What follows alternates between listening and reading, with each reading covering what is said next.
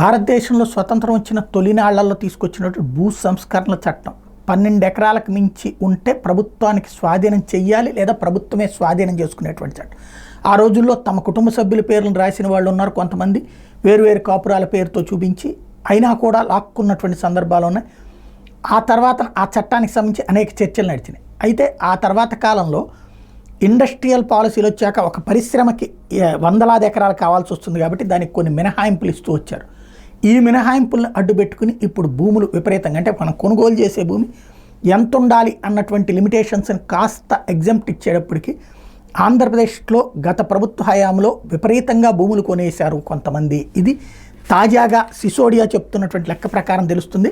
రాయలసీమ జిల్లాల తర్వాత అత్యధికంగా భూ విక్రయాలు విజయనగరం, విశాఖ జిల్లాలో చోటు చేసుకున్నాయి. ఇక్కడ భూముల విలువ చాలా ఎక్కువ. రాయలసీమలో కొన్ని చోట్ల ఎకరం విలువ ఇక్కడ సెంటు భూమితో సమానం. దీంతో ఈ భూముల మీద కొందరు గద్దల్లా వాలిపోయారని రెవెన్యూ శాఖ ప్రత్యేక ప్రధాన కార్యదర్శి ఆర్పి సిసోడియా చెప్పుకొచ్చారు. విజయనగరం, విశాఖ జిల్లాల పర్యటన నేపథ్యంలో ఆయన వివరంగా చెప్పుకొచ్చారు. పేదల భూములతో పాటు ప్రభుత్వ భూములు దోచుకున్నట్టు అనుమానాలు ఉన్నాయి. ఈ 2 జిల్లాల్లో 100 ఎకరాలు కొద్దిమందే కొన్నారు. ఫ్రీ హోల్డ్ భూములు కొందరి చేతుల్లోకి వెళ్ళాయి. వీటి మీద ఎన్నో సందేహాలు ఉన్నాయి. శుక్రవారాల్లో జరిగే క్షేత్రస్థాయి పరిశీలనలో ఏ అక్రమాలు బయటపడతాయో చూడాలని చెప్పుకొచ్చారు. ఎస్ అండ్ నిషేధిత జాబితా, చుక్కల భూమి, ఫ్రీ హోల్డ్ భూములు రాష్ట్రంలో భారీగా చేతులు మారినాయి.